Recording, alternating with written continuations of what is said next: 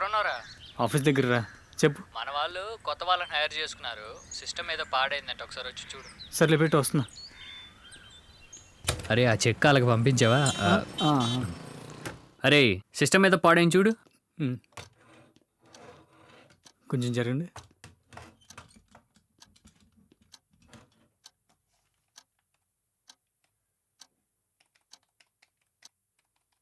మీరు నన్ను పెళ్లి చేసుకుంటారా?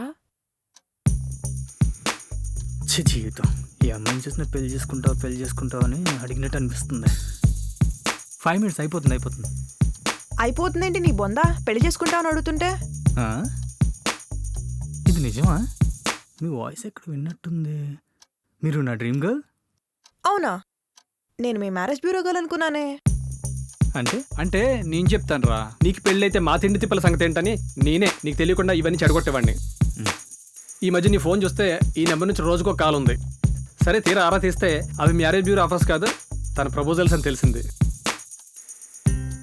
మిమ్మల్ని కళ్ళు కనమని చెప్పి నేను కళ్ళు కంట మొదలు పెట్టాను. రోజు మీరు నా కల్లోకి వచ్చి నన్ను పెళ్లి చేసుకుంటావని ఒక్కటే సతాయించేవారు. నాకు కూడా అవే కలలు.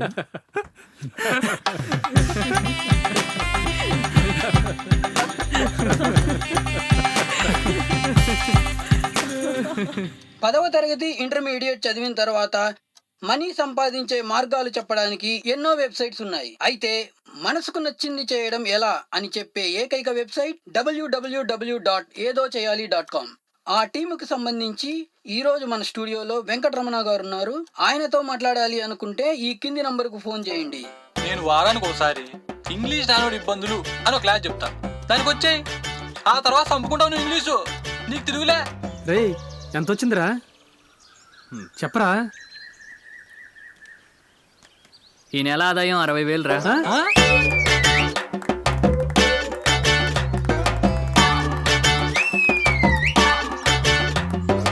అయినా డబ్బులు దేవుందిరా.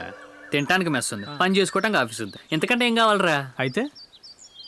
అయితే ముందు మీ పెళ్ళి అయితే ఈ డబ్బులతో మీ హనీమూన్ టికెట్స్ కొనటం అయితే తర్వాత చూద్దాం.